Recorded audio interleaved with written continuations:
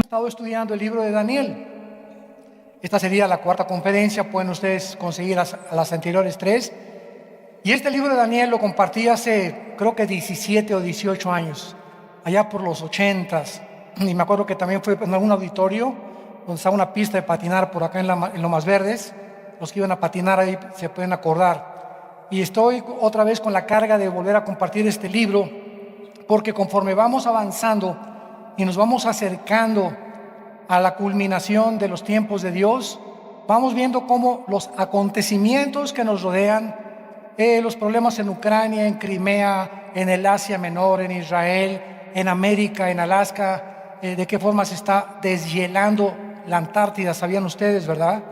Que ya se está deshielando los polos, y todas estas cosas que nos rodean solamente son síntomas y señales que volteamos y checamos la Biblia y decimos: Señor, tú nos lo dijiste antes, con un propósito de que al ver que la Biblia nos mostraba que todo esto iba a suceder, podamos erguir nuestras cabezas, podamos verdaderamente tomar en serio a Dios, determinar en nuestro corazón no contaminarnos con tanta inmoralidad, con todo lo que está rodeado al mundo, porque el tiempo de nuestra redención final se acerca. Y muchos, ustedes no se imaginan, tal vez millones de personas que venían a iglesias, no solamente a este edificio, porque la iglesia somos las personas que se reunían en diferentes edificios, en diferentes partes, en el mundo entero, que se decían cristianos, que iban a la iglesia el domingo, que tal vez tomaban un estudio entre semana, se van a quedar cuando venga el arrebatamiento de la iglesia por la verdadera iglesia espiritual del Hijo de Dios. Entonces, en la Biblia hay dos iglesias: la iglesia física, que somos todos nosotros los que físicamente llegamos a un edificio. El edificio puede tener el título de bautista, presbiteriano, vida nueva, amistad cristiana, nazareno, pentecostal, carismático, lo que sea, pero eso no es la iglesia de Cristo. Eso es la botella, esa es la iglesia física. La iglesia verdadera son aquellos que en espíritu están sirviendo a Dios en esas congregaciones, y que no son muchos, desgraciadamente. Y mientras nos acercamos al final de los tiempos, muchos me dirán aquel día, cuando Él venga: Señor, yo iba a tal y aparte, o a ese edificio, o a esa denominación, y fui y di mis diezmos, etcétera, etcétera. Y Él les contestará: nunca te conocí, nunca hiciste mi voluntad. Siempre formaste tú tus leyes, tus mandamientos, como la persona que me habló ayer por teléfono de un país diciéndome que si lo bendecía en su nuevo matrimonio. ¿Cómo que en tu nuevo matrimonio? Le dije: ¿por qué nuevo? Sí, porque el anterior no funcionó. Con mi esposa no nos llevábamos bien, nos divorciamos, la dejé, y tengo otra esposa que sí me comprende. Y queremos que usted nos bendiga. Dos personas como estas que tienen 10, 15 años, le dije: tú no tienes conciencia de pecado. Tú no te das cuenta que lo que acabas de hacer al haber abandonado a tu esposa, tú estás viviendo en adulterio al haberte casado otra vez. La persona que se queda como víctima, la abandonada, es la que puede rehacer su vida y Dios la puede bendecir. En este caso le dije a este hombre: tú dejaste a tu esposa y ahora te casas con otra y quieres que yo te bendiga. Dije: eres un cínico, porque es la única palabra que se puede adecuar. Es un cinismo tremendo. Señor, bendíceme y vivo en adulterio. Quiero que venga, bendiga a mi bebé, estoy embarazada. ¿Así? ¿Por qué estás embarazada? Es que vivo con una persona, pero quiero que nos eche la bendición. Ya al ratito van a querer agua bendita. Pero esos son los tiempos peligrosos que la Biblia menciona. Daniel vivió tiempos similares hace 2600 años, cuando el rey Nabucodonosor sitia Jerusalén y se lleva cautivos a la mayor parte de los judíos a Babilonia, lo que es actualmente la nación de Irak. Entonces ahí en Babilonia todos los judíos vivieron como 70 años en el exilio, inclusive Daniel. Y el libro de Daniel nos revela secretos profundos, maravillosos, de la forma en la que Dios anhela que nosotros podamos vivir. En el capítulo 2 de Daniel, que hemos visto anteriormente, el rey Nabucodonosor tiene un sueño. Tiene un sueño soñando. Y este sueño comienza a hablarles a todos los astrólogos, a los magos, a los adivinos, a todas las personas involucradas en el ocultismo, lo cual nos habla que casi todos los imperios del pasado, como los gobiernos del siglo XXI o políticos de la mayor parte de las naciones, siguen consultando a brujos, siguen consultando a astrólogos, siguen consultando porque no saben el futuro de la economía, del abasto del petróleo, de la política militar, etcétera, qué sistema de gobierno es el mejor que pueden usar, si se salen de la democracia y hacen una democracia fingida como es la que se está viendo en la mayor parte de los países ahora, o si regresan al socialismo, o si puede ser mitad democracia, mitad socialismo, otros hasta el comunismo, pero ni siquiera los países comunistas actuales que se dicen comunistas son comunistas, porque el comunismo de ahora no es la dialéctica materialista marxista, que es el comunismo puro. Ahora es una mezcla de comunismo con socialismo, con democracia, con ya no saben verdaderamente qué es el sistema, cuál es el camino que deben andar. Y el rey Nabucodonosor trae a los adivinos y a los astrólogos y les dice: bueno, tuve un sueño y quiero que me lo interpreten. Si ustedes dicen que el mundo en el que ustedes pertenecen, de los brujos, la brujería, la ouija, los horóscopos, si realmente ellos tienen algo que decirnos del futuro, díganos el futuro. Y entonces los magos y los astrólogos y los brujos se acercaron con Nabucodonosor y le dijeron: dinos tu sueño y te mostraremos la interpretación. Y Nabucodonosor contestó, ¿verdad? Pues qué fácil la ponen, ¿verdad? Claro que si les doy el sueño, ustedes van a inventar cualquier interpretación. ¿Y yo cómo voy a saber que esa interpretación es la verdadera? ¿Saben una cosa? No les voy a decir qué soñé. Ustedes díganme qué soñé y díganme la interpretación.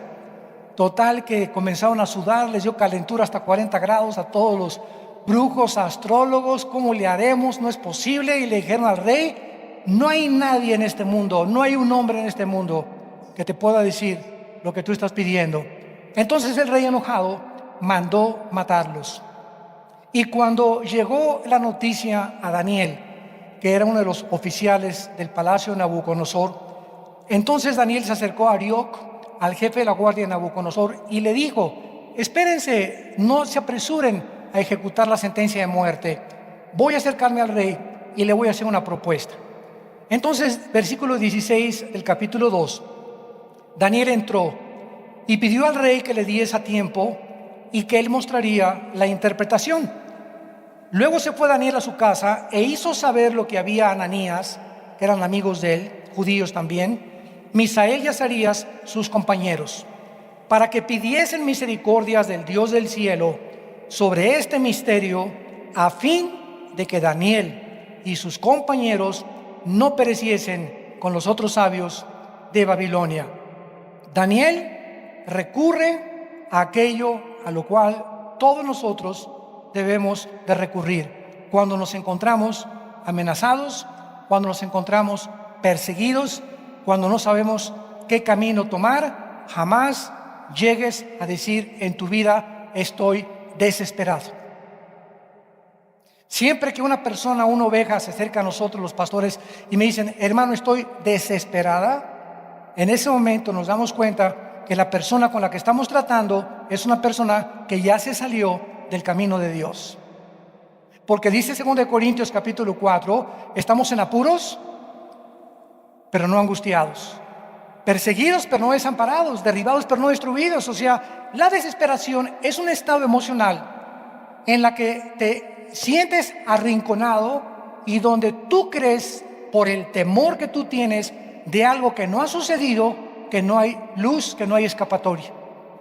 Es que no sé cómo cambiar a mi hijo, no sé cómo cambiar, me estoy desesperada. O sea, te arrinconas tú misma o tú mismo en un lugar, en una posición en la que no ves la puerta, donde no ves la salida. ¿Y por qué llegas a esa posición? Por el temor y por la incredulidad. ¿Qué dice Filipenses 4, del 6 al 7? Por nada estén afanados. Y la palabra afán, merima, en el griego significa un estado de intranquilidad, un estado de nerviosismo, un estado de estrés, un estado que te va a llevar a la desesperación, y de la desesperación llegas a la depresión. Por nada estés en esta condición, es una orden de Dios, sino que cuando tengas un problema, mi hija, mi hijo, el trabajo, lo que sea, híncate. ¿En quién crees? Yo creo en la Biblia como en la palabra de Dios. ¿De veras? Creo que Jesús es mi Señor y Salvador. ¿De veras? De la boca para afuera. Porque si lo creyeras, harías lo que Dios te manda, para que descubrieras que funciona. Pero no lo haces y llegas primero al pastor antes de haberte hincado delante de Dios. Y cuando llegan con nosotros creyendo que somos dioses y écheme la bendición, les repito, casi ya están pidiendo agua bendita que les echemos. Como oí un pastor en África, no sé dónde, que ya está usando agua bendita, eso sí, nada más la vende en su iglesia. Así estamos en el mundo que estamos viviendo. Entonces, tenemos que entender eso, ¿verdad? Sean conocidas, dice Filipenses 4, 6 y 7. Dale a Dios a conocer, Padre, me encuentro, sí, no te puedo ocultar, Padre, me encuentro, ya estoy llegando a la desesperación de mi hija, de mi trabajo, lo que tú quieras, el problema que sea, Señor, ayúdame, confío en ti. ¿A quién más iré si no eres tú, el Dios Todopoderoso? Tú eres mi castillo, mi fortaleza, mi pronto auxilio en todas las tribulaciones, mi Dios en quien confiaré. Y Él te sacará del pozo de la desesperación. Pero si tú permites ese estado emocional en tu vida de desesperación, te ahogas. Y ni la oración del pastor, ni aunque se te aparezca San Clodomiro en la mañana, te va a sacar de tu problema. Porque es Dios el único que cambia a las personas, y es Dios el que cambia los tiempos y las edades. Él es el que cambia a las personas, las circunstancias. Nosotros no somos dioses. Daniel sabía perfectamente bien que necesitaban ponerse de rodillas. Y es interesante que la Biblia nos muestra que ese es nuestro recurso. Dice el Salmo 34, 6: este pobre clamó y le oyó Jehová y lo libró de todas sus angustias. ¿Qué cosa es la angustia? Es un estado de desesperación, de que te quite el sueño, de que ya andas con la cara desencajada, que ya crees que eso no se va a solucionar. Y si se muere su abuelita, pues que se muera tu abuelita, déjala que se vaya al cielo ya, que se la lleve el Señor. Y si no se sana esa persona, pues no se sanó, tú no eres Dios. Dios tiene un programa mucho mejor tal vez, para permitir que esa persona siga en el hospital. Y si tu hija no ha regresado, pues déjala que allá en la cárcel la vais algún día a visitar. Tú no puedes cambiar a tu hija, encárgasela a Dios, pero tú ten paz por el amor de Dios. Tú ten tranquilidad en tu vida, por nada estés afanada y afanoso. Eso es incredulidad. Y sin fe, Hebreos 11:6, no podemos agradar a Dios. Ahí está. En el momento en que entras a la desesperación y la angustia y el enojo y esto y el otro, ya te saliste del camino y se te vienen los demonios como las abejas africanas. Se vienen a tu vida a atormentarte más, a hacer ese problema, a inflar ese problema hasta que llegues a ya me ahogo, sálveme el que pueda salvarme. Llegas al momento en el que ya pierdes toda esperanza y toda confianza en aquel que dice: yo soy tu Dios, que siempre estaré contigo, no te dejaré ni desampararé. Aunque hayas en valle de sombras y de muerte, no debes de tener miedo. Ahí es cuando se muestra la fe. ¿Qué es la fe? Confiar en Dios en medio de problemas que van más allá de nuestra capacidad para resolverlos. Dice en Efesios capítulo 6, versículo 18 al 20, hablando Pablo acerca de la oración como parte de la armadura de Dios. Efesios 6, 18, orando en todo tiempo, con toda oración y súplica en el Espíritu, velando en ello con toda perseverancia y súplica por todos los santos. No sé cuántas veces te has hincado a orar desde que eres cristiano o desde que eres cristiana, y tus oraciones solamente yo. Señor, dame, Señor, bendíceme, Señor, ayúdame. Nunca oras por nadie más que por tu vida, por tus intereses propios y por tus propias cosas de tu trabajo. No tienes en tu lista de oración a ningún pastor. No tienes en tu lista de oración a ninguna persona que te interese de tu familia, que Dios la toque. No la tienes en tu lista de oración. Nunca oras jamás por el presidente de la República y la nación a la que tú perteneces. La Biblia nos manda orar por nuestros gobernantes, orar por nosotros. Y ahí te lleva 10, 15 minutos.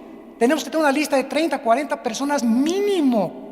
Por cada pastor, por sus esposas, por tus hijos, por las personas de tu familia que quieres que las toque Dios. Por eso tu vida está como está, porque no te acercas a Él.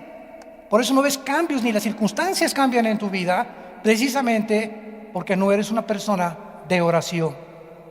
Aquí, gracias a Dios, que ya estamos, las mujeres de esta iglesia, guiadas por las pastoras, están teniendo reuniones de oración. Me contaba la esposa del pastor Badajoz que 200 mujeres vinieron la última vez. Gracias a Dios por estas mujeres, las bendecimos con todo el corazón. Gracias por ustedes, porque vienen a interceder y porque una oración así en grupo tiene un poder tremendo. Son como 10 bombas nucleares las que se encuentran cuando nos reunimos juntos para orar. Muy bien, ahora vean ustedes que después de todas estas cosas, en el versículo 19 dice la Biblia: entonces, o sea, no antes que hayan buscado a Dios. No es antes que busques a Dios que Dios te va a explicar la predestinación. No es antes que busques a Dios que te va a explicar cómo fue que los ángeles caídos se metieron con las mujeres. Ay, esto no puede ser, hermano, porque los ángeles no tienen sexo. No es antes de que tú estudies la justificación, la santificación, la gracia, los pactos y las doctrinas elementales, el libro de Romanos. No es antes que tengas la A, la B y la C, los cuadrados, los logaritmos y las sumas y las divisiones, que vas a entender cálculo diferencial. Pero así están los cristianos, nos llegan correos: ¿y por qué esto? ¿Y por qué aquello? Y son personas que quieren respuestas de nosotros, y son personas que preguntan sin haberse discipulado.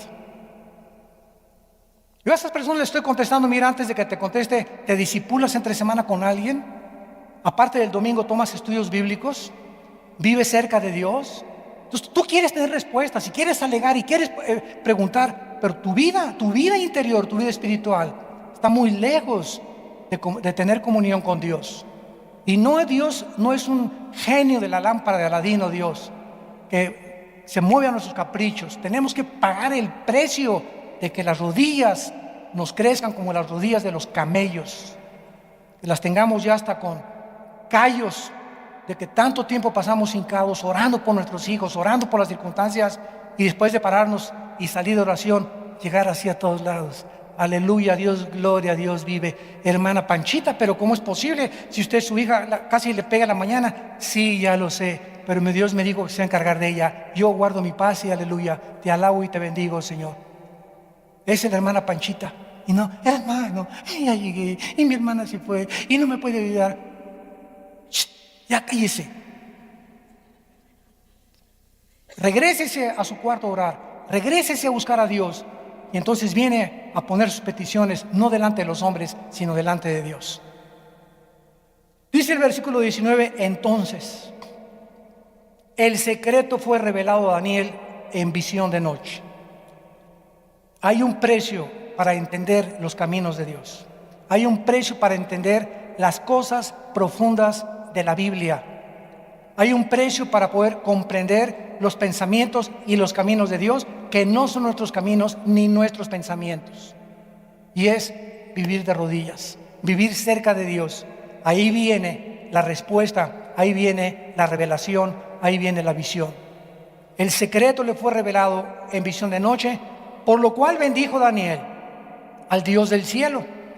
Y Daniel habló y dijo, escuchen la oración de Daniel: sea bendito el nombre de Dios de siglos en siglos, porque suyos son el poder. Solo el poder para cambiar a las personas es de Dios. Hace unos momentos, en las primeras conferencias, llegaron 3 niños lindos. a preguntarme, como 10, 11 años de edad, 3 hermanitos: pastor, ¿qué hacemos para que mi papá se convierta? Y les contesté: orar. Porque ninguno de ustedes, les dije, ni yo tampoco, no hay nadie que cambie a nadie. Si quieres que tu esposo cambie, si quieres que tu papá cambie, que tu abuela, que tu primo, que tu jefe de trabajo, no hay nadie, porque de Él es el poder. El poder para transformar a un borracho en alguien sobrio, un drogadicto en un hombre trabajador, una prostituta en una mujer trabajadora y una mujer honesta y moral. Dios es un homosexual en una persona normal, una lesbiana en una mujer normal. Solo Dios puede cambiar los seres humanos. Y Él escogió en su soberanía que nosotros colaboráramos con Él orando por esas personas. Así, eso a mí me da mucho descanso, porque cuando tengo un problema, ¿verdad?, en mi casa, o mis hijos, mi esposa, mis primos, lo que sea, yo no puedo cambiar ni a mi esposa, ni a mis hijos, ni ellos a mí. Y siempre les he dicho a mis hijos, ¿verdad?, oremos unos por otros, porque yo tengo muchos defectos, tú tienes muchos defectos. Le digo, amigo, amiga, mi esposa, le digo, dime mis defectos, etcétera, etcétera. Todos somos imperfectos, pero a través de la oración Dios cambia las circunstancias, y a través de la paciencia. Tenemos el testimonio, ahora que vayamos bueno, cada año, ¿saben?, estamos yendo, ya escogimos, íbamos a Acapulco, ahora estamos yendo a la Riviera Maya, sale hasta más barato, mejores hoteles, gracias a Dios. Y el año pasado que estuvimos en la Riviera Maya, en un hotel precioso, una pareja se acercó y nos dijo, él me dijo: Armando, yo tenía hace 7 meses creyendo que mi esposa no iba a cambiar. Terca como la mula del Antiguo Testamento, me dice. Ya con eso le dije, me dijiste todo. No, y además no sabes, me dice, cotorra, que las guacamayas del Caribe se quedan chiquitas. Y le dije: sí, ¿verdad? Eres un híbrido de cucaracha, le dije. Dice: no sabes nuestro matrimonio cómo estaba. Y Dios, en un mensaje que él escuchó, le mostró eso, que tenía que orar por ella y aguantar el tiempo para que Dios interviniera. Y él entendió el secreto, que en ese tiempo en el que él comenzó a orar aquí, y en ese tiempo fueron 7 meses, en esos 7 meses que él esperó y la aguantó y oró por ella y le hizo el desayuno y la bendijo, etcétera, etcétera, en ese tiempo Dios aprovechó en tratar con ella y en tratar con él también en su paciencia. Entonces Dios está tratando con nosotros, y Dios usa como desatornillador a la esposa o al esposo, o al primo, al cuñado, a los papás, pero son instrumentos de Dios. Dios no puede bajar y cambiarnos, pero usa personas que muchas veces son como jeringas en nuestras vidas, y nos pican y nos pican y nos pican y nos pican. ¿Y qué está haciendo Dios? Trabajar con nuestra paciencia, y está probando nuestro perdón. Nuestro perdón. Porque mientras más te enojas con la persona que te hace daño, más lejos de la gracia de Dios estás. Y mientras más rápido eres en perdonar, y mientras más rápido eres en mantener tu ecuanimidad, tu sobriedad, tu tranquilidad, más se apresura Dios a intervenir y cambiar a tu esposo, cambiar a tu esposa, cambiar a tu hijo, cambiar a tus papás. Pero en ese periodo de tiempo, Dios trata con nuestro corazón. Así que nadie está en el milenio, ni podemos irnos a un lugar donde nadie nos moleste. Estamos en un mundo llenos de lobos. Y las ovejas es el único animal que no se puede defender. ¿Qué está diciendo Dios? Estamos en un mundo donde vamos a ser agredidos, perseguidos, humillados, calumniados, traicionados, y tú nomás haz. ¿Por qué? Porque yo soy tu Dios y tu escudo. El Shaddai.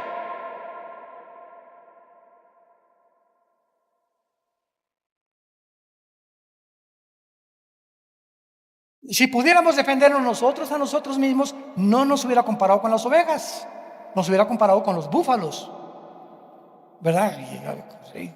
Y ahí vas, ahí viene encarregado, ahí viene el hermano a cornear a su esposa. Y ahí viene el hermano encarregado, nomás cuando le hace así las patitas al hermano es porque ya viene pero echando tierra. El esposo ya está con el capote así nada más, esperando el capotazo de la chicuelina, ¿verdad? Si pudiéramos defendernos, hubiera manera que nosotros cambiáramos las circunstancias. Dios no tiene por qué existir, pero Dios quiere que lo descubramos.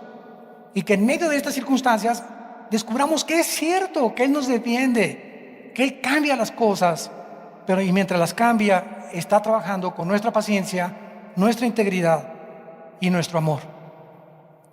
Dios, dice Daniel, es el que, bendito sea el Dios y Padre de Jesucristo, suyo son el poder y la sabiduría. ¿Qué es la sabiduría? Shochma o chokma en el hebreo, que significa, escucha, la sabiduría es diferente del conocimiento.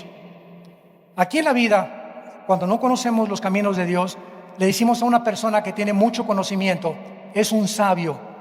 Le dieron el premio Nobel de Medicina a fulano de tal porque es un sabio, o es un sabio el que descubrió tal planeta o lo que sea, ¿no? Nosotros juntamos la sabiduría con el conocimiento, porque no tenemos una definición específica de la sabiduría, ya que viene de Dios. La sabiduría es la capacidad, apúntalo, o la habilidad que Dios les da a las personas que tienen conocimiento de Él para saber cómo usarlo.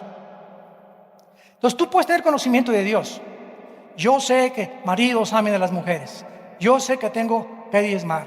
Yo sé que tengo que orar por mis hijos. Yo sé que tengo que hacer estas cosas. Tienes el conocimiento. Sabes y conoces muchas cosas de la Biblia, pero no las haces. Entonces, cuando no haces lo que conoces, comienza tu personalidad a desintegrarse. Virgen de Lourdes. Es lo que llaman los psicólogos desórdenes múltiples de la personalidad. O sea, dices una cosa y haces otra cosa. Cuando decimos algo y no lo hacemos, comenzamos a desintegrarnos emocional y espiritualmente. Y muchas personas les llaman esquizofrénicos, con personas que tienen una mente así a la mitad. Son una cosa en el trabajo, otra cosa en la iglesia. Una cosa en su casa, otra cosa con sus amigos. Una cosa cuando están de vacaciones, otra cosa cuando están en la iglesia. Mentes divididas. Una vez es Jorge, pero se pone una máscara y es Manuel con sus amigos. Es borracho, parrandero y jugador. Es San Clodomiro en la iglesia y es hijo del anticristo cuando está fuera de la iglesia. No puede ser. Una persona así es una persona disgregada, desintegrada en sus emociones. Ahora, ¿cuál es el peligro de esto? Que si tú mantienes esta conducta en tu vida de no hacer lo que tú dices y no es lo que se llama integridad, estás integrado emocional y espiritualmente, comienzas a tener problemas mentales. Y te lo garantizo que vas a acabar en el manicure. Aquí en México le decimos manicure al hospital psiquiátrico. Vas a acabar en el psiquiátrico, vas a acabar visitando al psicólogo que te va a empeorar la cosa. ¿Por qué? Si vas al psiquiatra te empeora la cosa, si no es cristiano te empeora la cosa. ¿Por qué? Porque los psicólogos y los cristianos que no son cristianos van a tratar, o la terapia que van a seguir en tu vida va a ser darte pastillas tranquilizantes, que son químicos, para tratar de reducir tu ansiedad, tu neurosis, y estás químicamente siendo controlado, no espiritualmente. Cristo vino a que cambies esa falta de integridad que tienes y no recurras a cosas falsas como las pastillas tranquilizantes, Valium, Prozac, cosas de esas, ¿verdad?, que te acaban haciendo y convirtiéndote en un drogadicto.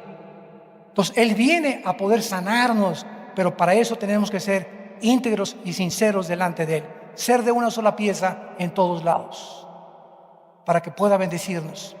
Dios odia la hipocresía. Que la palabra Hipócrates en el griego significa poner un actor. La palabra hipócrita en el griego es el actor. De ahí salió la palabra Hipócrates, hipocresía, que significa ponerse una máscara. ¿Quién es un actor? Alguien que finge algo que no es. Está representando un papel que no es él. Es un actor. ¿Y cuántos de ustedes tienen 3 o 4 papeles que representan que no son ustedes con diferentes circunstancias? Eres un hipócrita. Y esas gentes las odia a Dios, porque no hay una persona más abominable ante los ojos de Dios que la que se pone máscaras, porque Dios murió por la gente, y para que la gente pueda ser salvada, la gente tiene que entender que necesitamos ser sinceros y sin mancha delante de Él. Dice a continuación Daniel: Él muda los tiempos y las edades.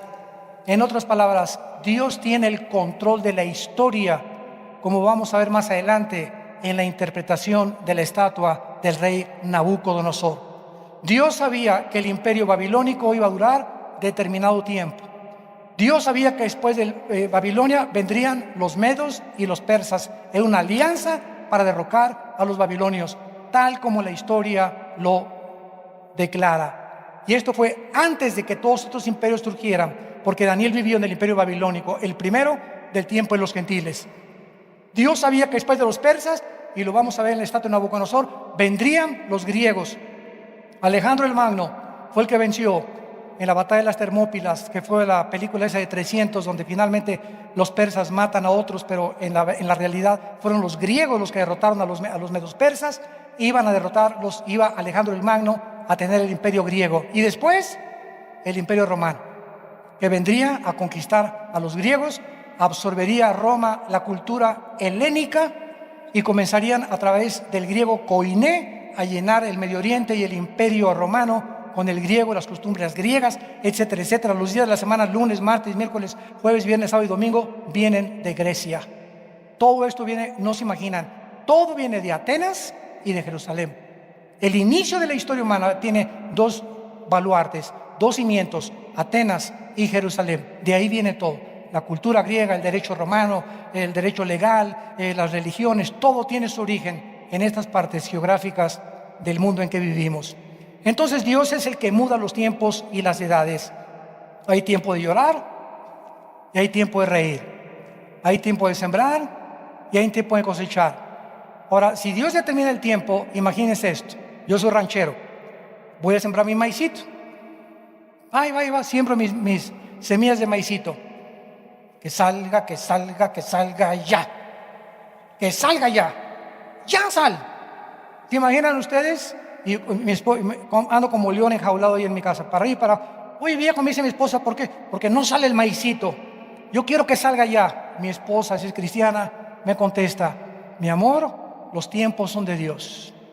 Es Dios el que determinó cuándo iba a crecer ese maicito. Y en ese tiempo está trabajando con tu paciencia, viejo. Está trabajando con la perseverancia y tú vas a seguir mientras regando y regando y regando para que tengas la cosecha, porque los tiempos son de Dios. Dios tiene un tiempo para que te cases. Me quiero casar, ya. ¿Sabes una cosa? Vas a escoger a la persona equivocada. Dios quiere que te cases, pero tal vez si te precipitas y no tienes paciencia para esperar el tiempo de Dios, no es el tiempo tuyo, es el tiempo de Dios. ¿Cómo lo sabes? Porque te va a traer un gansito marinera. ¿Qué vas a saber? Que es un joven que lee la Biblia, que pregúntale si ama a Dios más que a ti, porque si no ama más a Dios que a ti, no merece que te cases con él. ¿Por qué? Porque si no amas a Dios a ti, tampoco te va a amar a ti y cuando se encuentre otra mejor que tú. Pero cuando alguien ama más a Dios que a la novia, que al próximo prometido o que cualquier otra cosa, es una garantía de que te va a ser fiel toda su vida. Y eso es lo que tenemos que entender. Porque los tiempos son de Dios. Hay tiempo de llorar cuando perdemos un ser querido, hay tiempo en las fiestas de reír. Todos estos tiempos pertenecen a Dios, forman parte de la vida. No toda la vida es risa, ja, ji. No toda la vida es Todo es llorar, reír, sembrar, cosechar, juntar, destruir, edificar, quitar, derribar. Hay tiempo en la vida para todo. Hay tiempo de descanso. En las vacaciones no te lleves la laptop de tu trabajo, por el amor de Dios, Santa Cachucha. Vas de vacaciones, es tiempo de tirarte como lagartija ahí. No pienses en nada, aleluya, gloria a Dios. Yo no sé si vamos a comer la semana para que entran.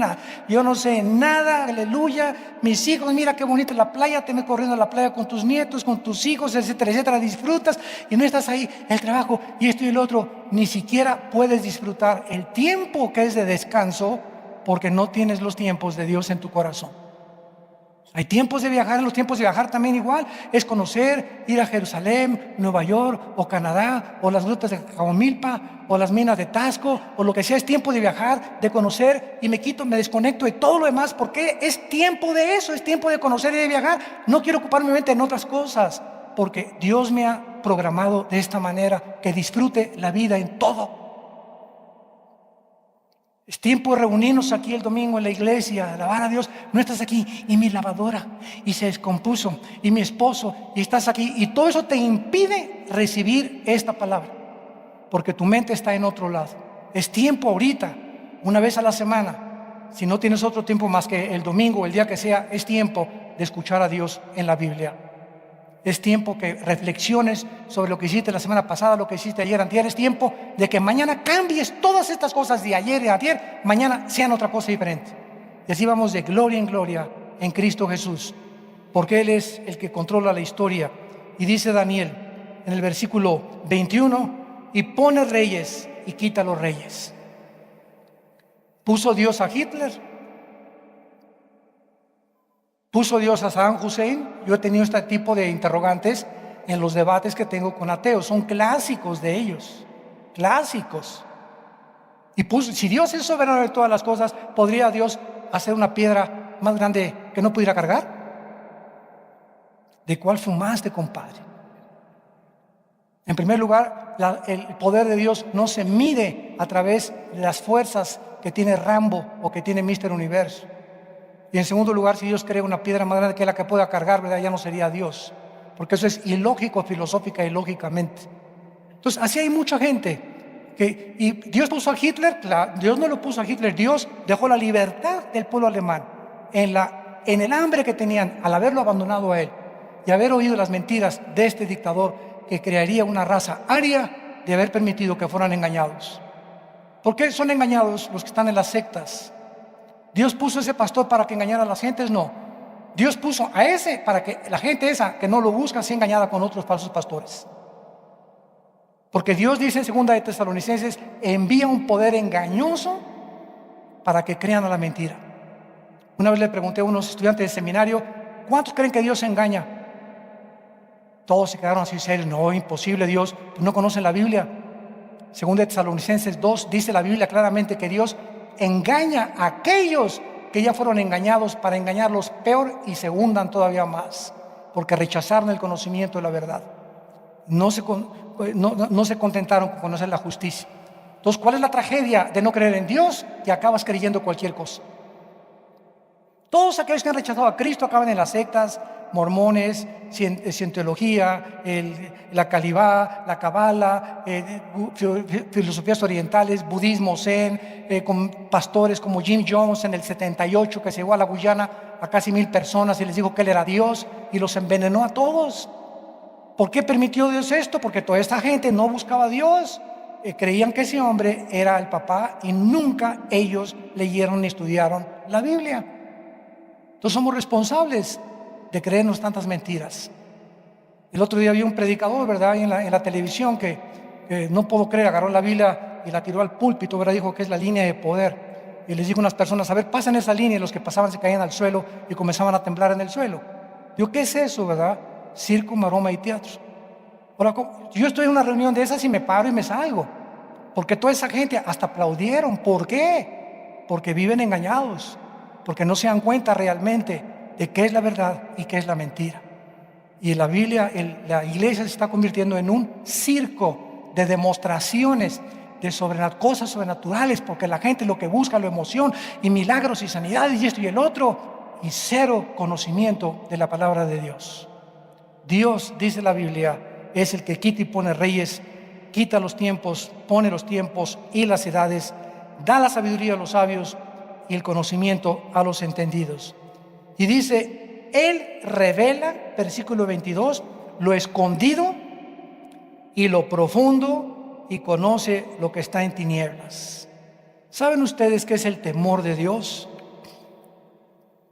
A la luz de este versículo, el temor de Dios es saber y tener la conciencia plena en mi vida de que Dios me ve lo que hago cuando estoy escondidas, cuando nadie me ve.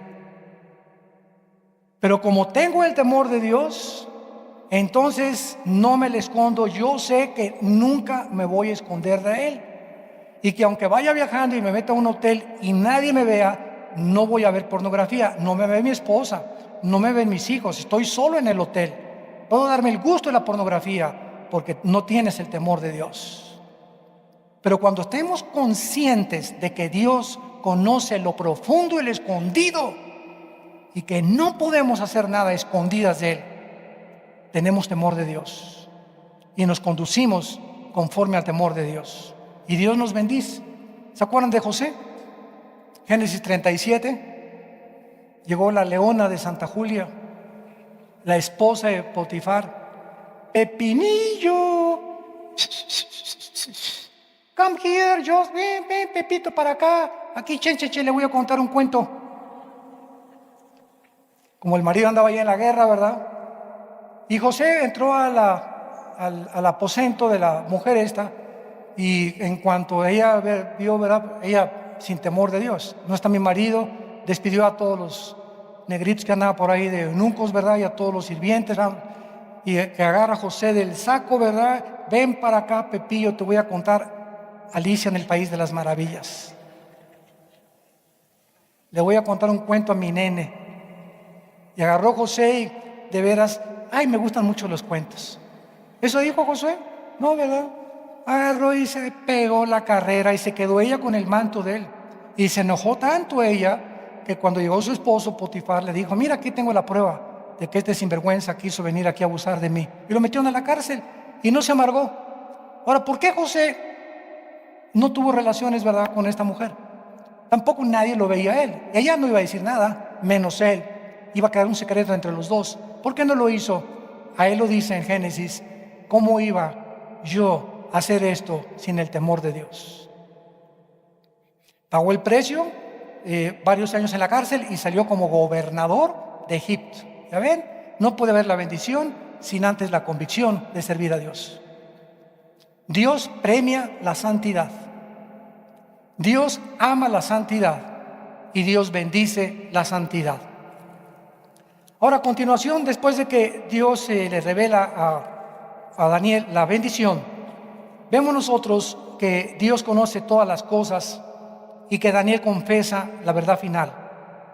Cualquier misterio, cualquier asunto secreto, de dónde venimos, quiénes venimos, hacia dónde vamos, quiénes fueron los gigantes del Génesis 6, qué fue lo que pasó en el Triángulo de las Bermudas, qué hay detrás del fenómeno OVNI, quién hizo las pirámides de Egipto, cómo es posible que hace 3.500, 4.000 años haya existido la tecnología para cortar una piedra de 15 toneladas que, a la luz de los nuevos ingenieros con sierras que tienen con punta de diamante, no han podido ni penetrar esas piedras ni cortarlas como con navaja, con la precisión que las cortaron hace 4.500 años con las torres de Egipto, con las pirámides de Egipto, Keops, Kefren y Miserino, las torres de Giza.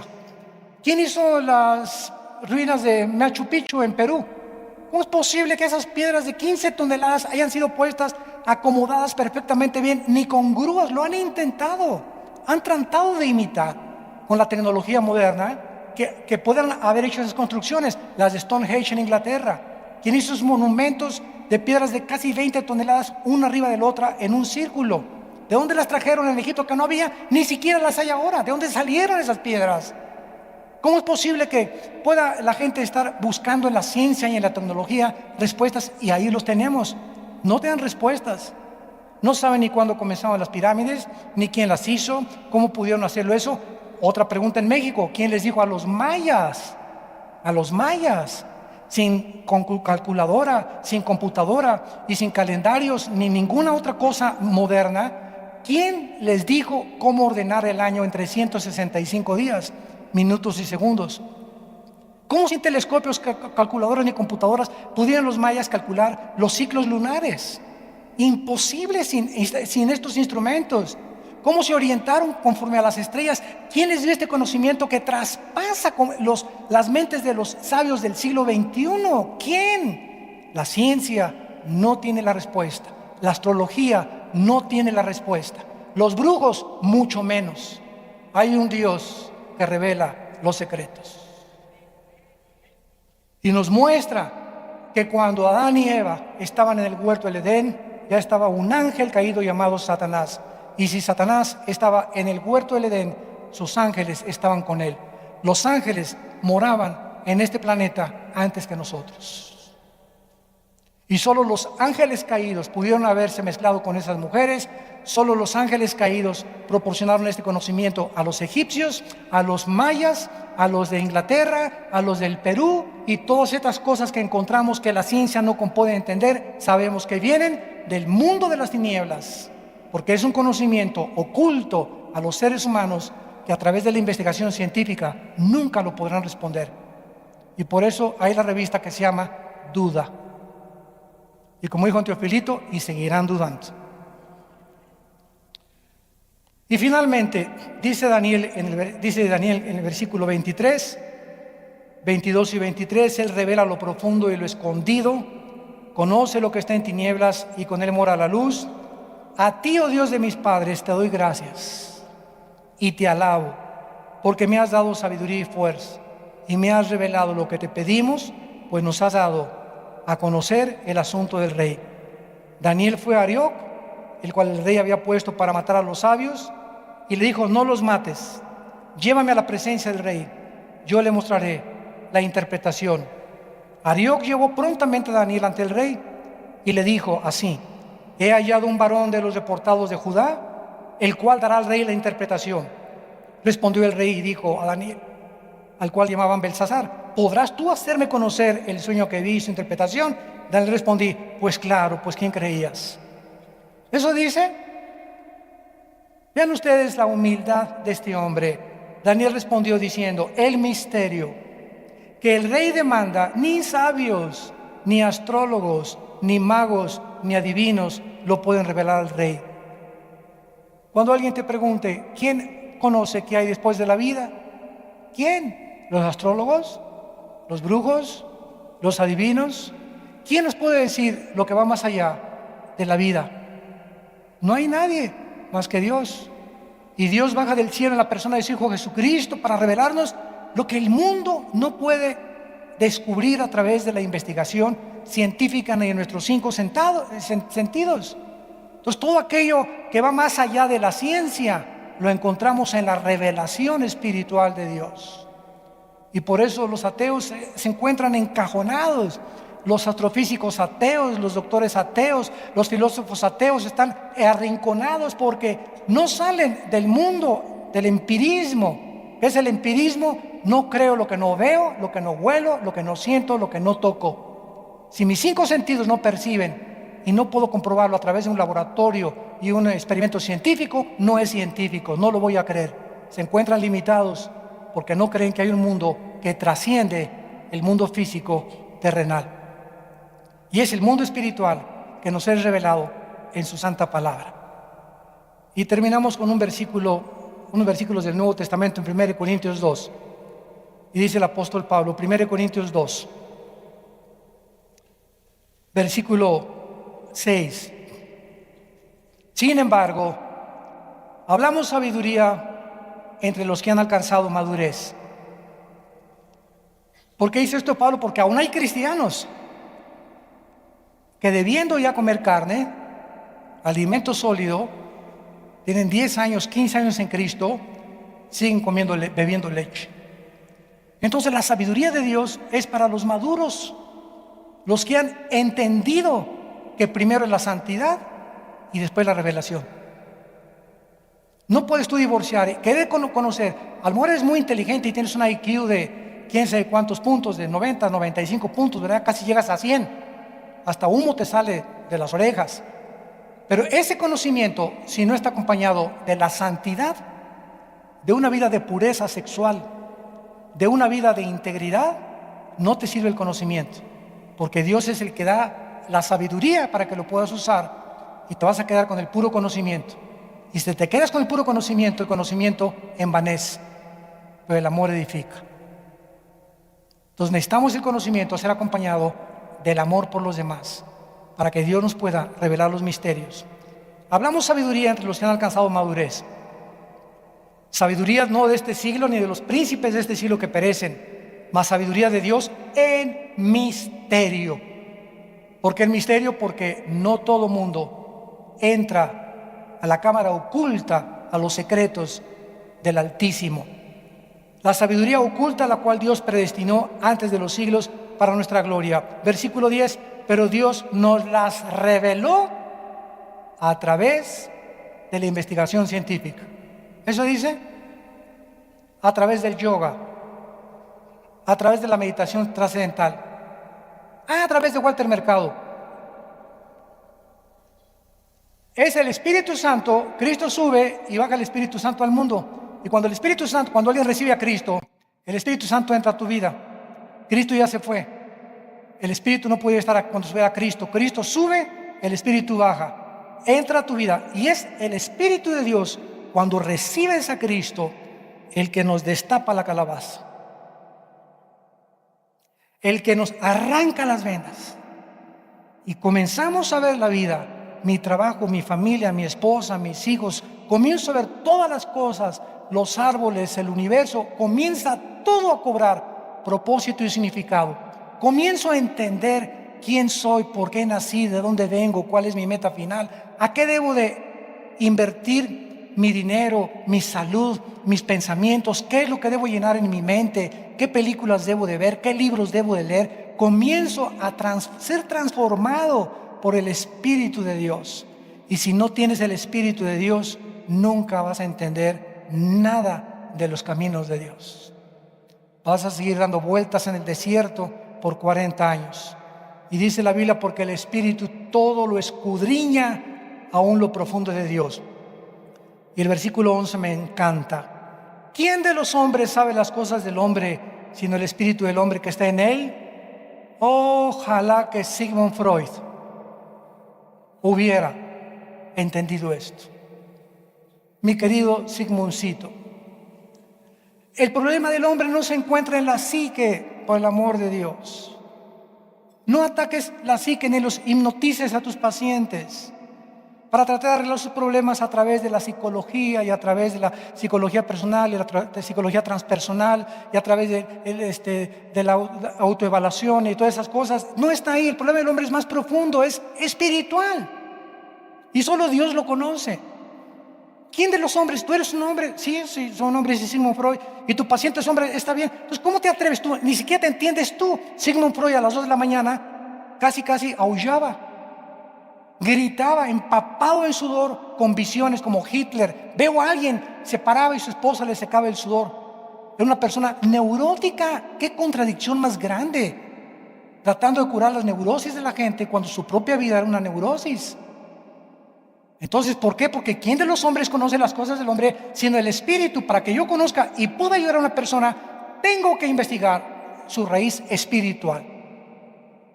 Por eso cuando una persona llega a la consejería con los pastores, oye, a mi esposo, olvídese de su esposo, de su hija, doña Panchita, ¿usted cómo está con Dios? ¿Usted lee la Biblia?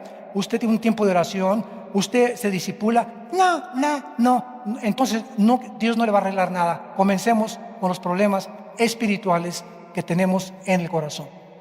La raíz de todos tus problemas y de mis problemas están en el espíritu, no en la mente.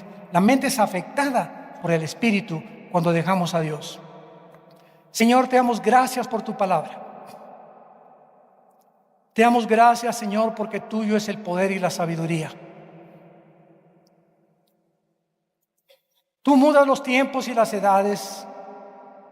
Tú quitas y tú pones a los gobernantes. Tú conoces lo que está escondido. Tú revelas lo profundo. Contigo mora la luz. A ti, Dios de nuestros padres, de Abraham, Isaac y Jacob, te adoramos y te bendecimos. Porque tú eres el Shaddai. He aquí yo estoy contigo, dice el Señor, no te dejaré, no temas. Saca de tu vida el temor, porque en el amor no hay temor. De donde el que teme vive atormentado, porque el temor es el tormento del corazón. He venido para que tengan vida y para que tengan vida en abundancia. Yo soy tu Dios que nunca te dejaré ni te desampararé. Estaré todos los días contigo hasta el fin del mundo. No temas. Siempre te ayudaré, siempre te podré fortalecer. Solo no te alejes de mí.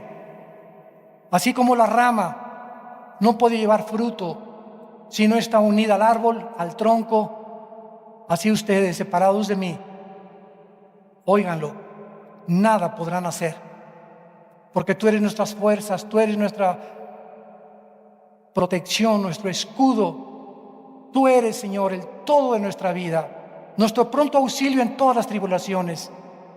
Tú eres el que nos sacas del hoyo de la desesperación. Tú eres el que cambias y transformas nuestras circunstancias.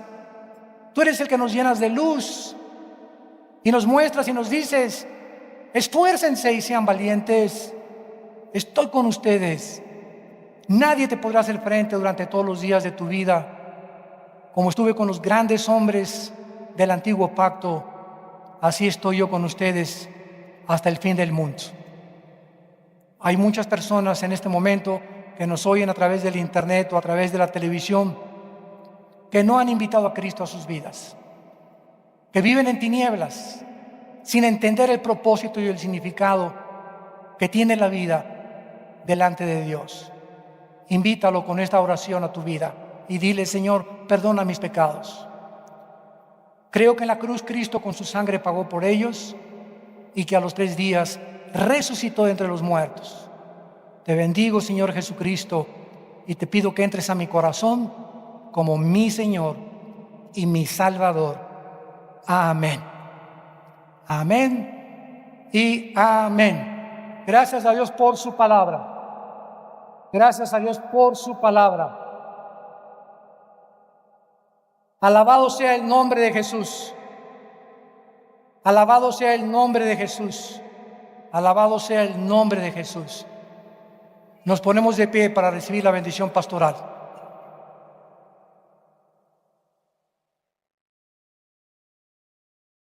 Dios bendiga tu vida. Dios bendiga tu matrimonio. Dios bendiga a tus hijos. Dios bendiga el fruto de tu vientre. Dios bendiga a tus padres. Dios bendiga a tus animales domésticos, tu entrada y tu salida. Dios bendiga los alimentos y las bebidas que mantienen tu cuerpo con salud. Que tú puedas andar como es digno de Dios, llevando fruto en toda buena obra, creciendo en la gracia y el conocimiento de Jesucristo, fortalecido interiormente, fortalecida con el poder de Dios, mediante su Espíritu, y la palabra de Dios more en abundancia en tus corazones. Y la paz del Señor, que sobrepasa todo entendimiento, que guarde tus pensamientos y tu corazón en Cristo Jesús. Les bendecimos en el nombre que es sobre todo nombre, en el nombre de Jesús. A Él sea la gloria por los siglos de los siglos. Amén. Gloria a Dios.